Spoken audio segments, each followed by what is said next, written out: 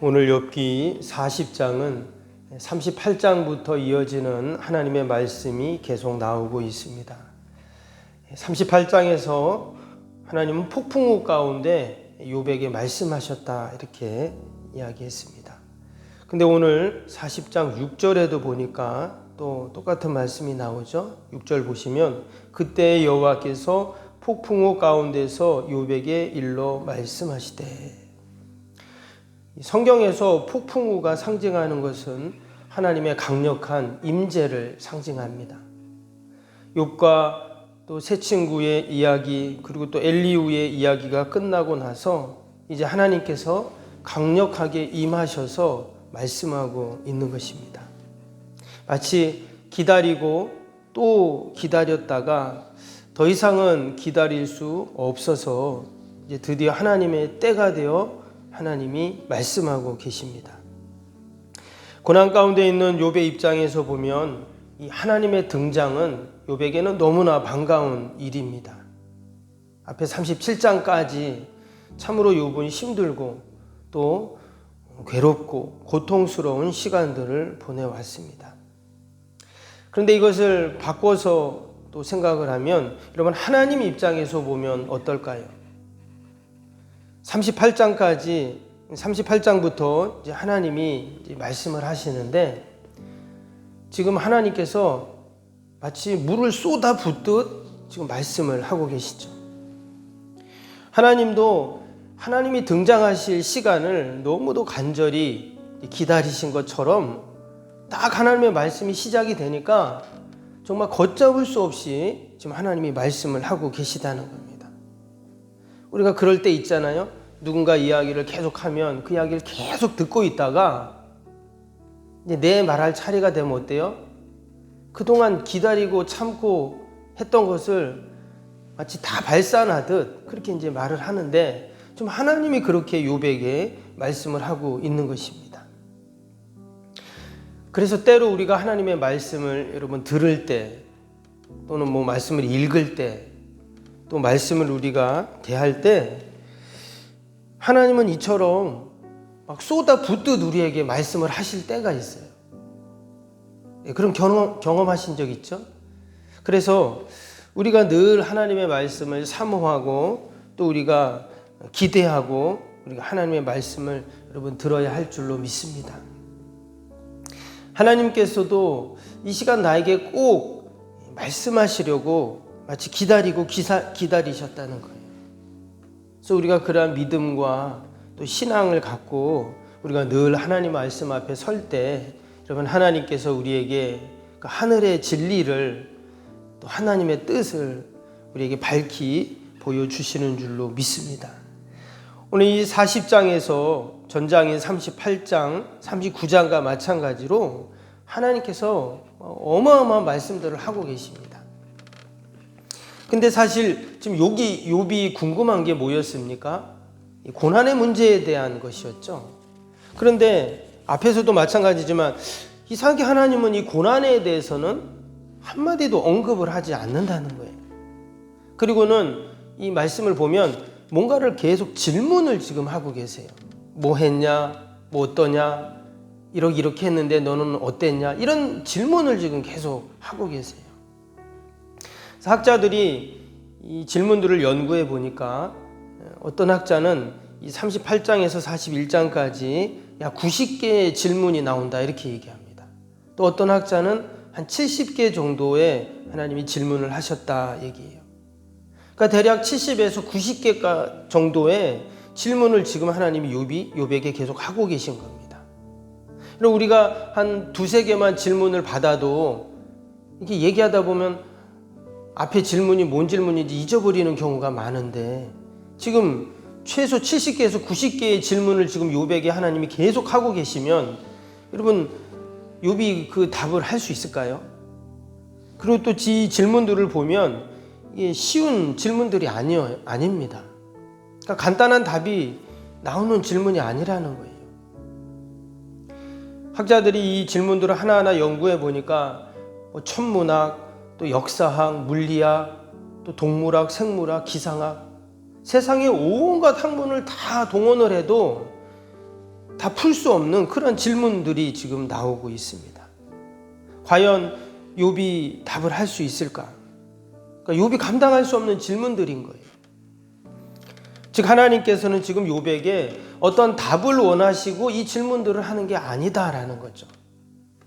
그럼 왜 하나님이 이런 질문들을 하실까요? 사실 그동안 욥이 친구들도 그렇고 계속 하나님께 뭔가를 질문하고 물어봤습니다.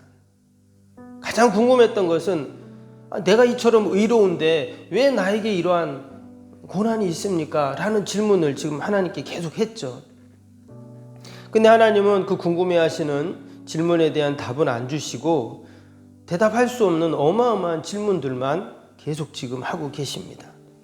우리가 여기서 이제 하나님의 마음을 우리가 이제 헤아려야 합니다. 과연 지금 하나님은 욥을 향한 어떠한 마음으로 이런 질문들을 계속 하고 계시는가? 바꿔 말하면 하나님이 나에게도 끊임없이 말씀을 하고 계신데 왜 지금 하나님이 나에게 말씀을 하고 있는가? 여러분, 양심에 화인 맞은 사람들은 하나님의 말씀을 못 듣습니다. 마음을 꽉 닫아버린 사람은 도무지 하나님 말씀을 들을 수가 없어요. 그런데 우리는 말씀을 듣기를 원하잖아요. 하나님, 저에게 말씀하여 주옵소서. 하나님의 뜻을 가르쳐 주옵소서. 하나님의 길을 보여주옵소서. 우린 사실 늘 이렇게 기도하고 그렇게 기대하고 있기 때문에 그럼 하나님이 계속 우리에게 말씀을 하십니다. 설교를 통해 또 내가 성경을 읽을 때 또 때로 내가 찬양하고 기도할 때 아니면 어떤 방법을 통해서도 우리 자녀를 통해서도 나에게 말씀하시고 남편 아내를 통해서도 말씀하시고 심지어 성경에 보면 동물들을 통해서도 하나님이 말씀하신 적이 있는데 하나님은 나에게 계속 말씀을 하신다는 겁니다. 그럼 왜 하나님이 나에게 이런 말씀을 주시고 말씀을 하고 계시는가? 지금 욥이요, 친구들도 마찬가지고 우리가 앞에서 읽었던 것처럼 자신들 나름대로의 논리가 있습니다. 자신들의 그 세상의 이치와 법칙과 그 진리들을 쭉 논했어요. 그런데 이 38장부터 이 하나님의 질문들 앞에 그 욥도 그렇고 친구들도 그렇고 나름대로 상당히 똑똑한 것 같은데 지금 한마디도 대답하지 못한다는 거예요. 그것을 지금 3절에서 5절에 보면 그게 나오죠. 기껏 욥이 대답한 게 이겁니다. 3절 5절 보세요. 욥이 여호와께 대답하여 이르되 보소서 나는 비쳐나오니 무엇이라 주께 대답하리까? 손으로 내 입을 가릴 뿐이로소이다. 내가 한 번 말하여 싸운즉 다시는 더 대답하지 아니하겠나이다. 한마디로 내가 대답할 게 없다. 난 모르겠다. 이렇게 지금 얘기하고 있어요. 솔직한 답변이죠. 하나님이 저에게 이렇게 많은 말씀을 하시는데 저는 한마디도 사실 대답할 게 없습니다. 이렇게 지금 말했어요. 하나님께서는 욥에게 대답할 수도 없는 이 많은 질문들을 하시는 이유는 욥이 자신을 정확하게 적나라하게 보기를 원하셨던 것입니다. 욥이 좀 아는 것 같고 좀 자신이 의롭다고 생각하는 것 같았지만 결국 그 알미라는 그 의라는 것이 너무나도 보잘것없는 것임을 깨닫게 하시는 것이죠. 하나님은 욥을 누구보다 사랑하셨습니다. 당연히 하나님을 경외하는 자를 하나님은 사랑하시고 귀히 여기시죠. 그래서 하나님은 욥 안에 하늘의 지혜를 담기를 원하셨습니다. 근데 욥은 여전히 자신의 것으로 채워 있었죠. 내가 이처럼 의로운데, 이처럼 의롭게 살았는데 하면서 여전히 자신의 것으로만 채우고 있었어요. 그것이 8절에서 10절까지 나옵니다. 8절에 10절 보시면 내가 내 공의를 부인하려 하느냐? 내 의를 세우려고 나를 악하다 하겠느냐? 내가 하나님처럼 능력이 있느냐? 하나님처럼 천둥소리를 내겠느냐? 너는 위엄과 존귀로 단장하며 영광과 영화를 입을지니라. 하나님은 하늘의 신령한 것을 욥에게 부어주시기를 원하시는데 욥 안에는 여전히 그의 의와 능력과 위엄과 영광과 영화로 가득했다는 거예요. 그러니까 하나님의 것을 담을 만한 들어갈 수 있는 공간이 없는 것이죠. 여러분, 내 것과 하나님의 것은 결코 비교할 수 없습니다. 그래서 14절에 뭐라고 했냐면, 그리하면 내 오른손이 너를 구원할 수 있다고 내가 인정하리라. 그래서 궁극적인 하나님의 그 이유는 욥을 구원하는 것이다 하는 것이죠. 하나님은 욥이 영원히 고난받기를 원치 않으십니다. 그냥 고난받다 끝나는 인생이 되길 원치 않으시죠. 그러기 위해서는 욥 안에 있는 것을 다 꺼내 놓기를 하나님은 원하셨습니다. 우리가 이 새벽에도 하나님의 것을 담기 위해서는 우리가 내 것을 하나님께 내려놓아야죠. 마치 우리가 숨을 쉴 때 내 안에 있는 이산화탄소를 밖으로 내뱉고 신선한 공기를 들어 마시는 것처럼 내 안에 있는 것을 하나님께 내려놓을 때 하나님께서 하늘의 신령한 것들로 우리를 채워주실 줄로 믿습니다. 우리가 그러한 믿음과 소망을 갖고 우리가 함께 기도하고, 하나님, 내가 하나님 앞에 내려놓을 게 무엇입니까? 다 하나님 앞에 꺼내놓을 게 무엇입니까? 우리가 묻고 또 하나님이 주시는 그 귀한 은혜들을 또 받는 저와 여러분이 되길 주님의 이름으로 축복합니다. 목요일 기도 함께 하겠습니다. 61번부터 75번까지입니다. 목요일 기도 61번부터 75번까지. 61번입니다. 모든 예배를 통해 하나님의 임재와 회복, 치유의 역사를 경험하게 하옵소서. 아멘. 살아계신 하나님을 만나는 예배, 감격이 있는 역동적인 예배가 되게 하옵소서. 아멘. 온 성도들이 예배를 사모하게 하시고 처한 곳에서 예배자가 되게 하옵소서. 아멘. 성도들 간의 친밀한 교제를 통해 치유와 회복의 역사가 일어나게 하옵소서. 아멘. 한 사람도 소외됨이 없이 모든 성도들이 풍성한 사랑을 경험하게 하옵소서. 아멘. 선교와 구제, 섬김의 역사가 역동적인 예수 생명의 교회가 되게 하옵소서. 아멘. 새가족 모임과 구역 선교회를 통해 새가족들이 교회에 잘 정착하게 하옵소서. 아멘. 올해도 구역 모임과 부서 모임, 남녀 선교회 모임이 잘 이루어지게 하옵소서. 아멘. 교회 학교가 더욱 부흥하고 청년부 모임이 활성화되게 하옵소서. 아멘. 성도들이 직분과 은사를 따라 1인 1사역을 실천하며 교회를 섬기게 하옵소서.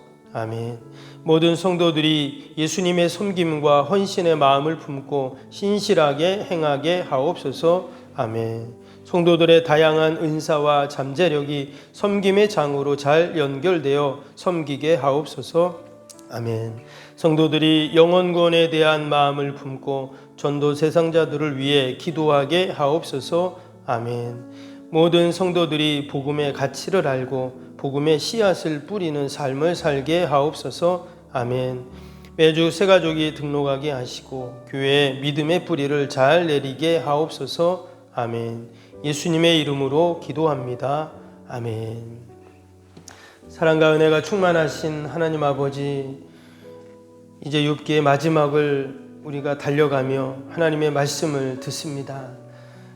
욥 안에 있는 것을 다 꺼내 놓아야 하나님께서 하늘의 것을 채워주시는데, 하나님 귀한 새벽에도 우리 안에 있는 모든 것들 다 내려놓게 하시고 하늘로부터 부어주시는 그 은혜와 신령한 복으로 가득 채우게 하여 주옵소서. 나라 민족과 교회와 이웃과 또 우리 사랑하는 자녀들 하나님 다 올려드리오니 이 시간도 돌보시고 선하게 인도하여 주옵소서. 우리 연약한 육신 강건케 하시고 환우들 또 우리 병상에 있는 우리 성도들 하나님 늘 보살피셔서 날마다 회복되고 치료되는 은혜가 있게 하여 주옵소서. 감사하며 예수님의 이름으로 기도하옵나이다. 아멘. 하늘에 계신 우리 아버지, 아버지의 이름을 거룩하게 하시며 아버지의 나라가 오게 하시며 아버지의 뜻이 하늘에서와 같이 땅에서도 이루어지게 하소서. 오늘 우리에게 일용할 양식을 주시고 우리가 우리에게 잘못한 사람을 용서하여 준 것 같이 우리 죄를 용서하여 주시고 우리를 시험에 빠지지 않게 하시고 악에서 구하소서. 나라와 권능과 영광이 영원히 아버지의 것입니다. 아멘.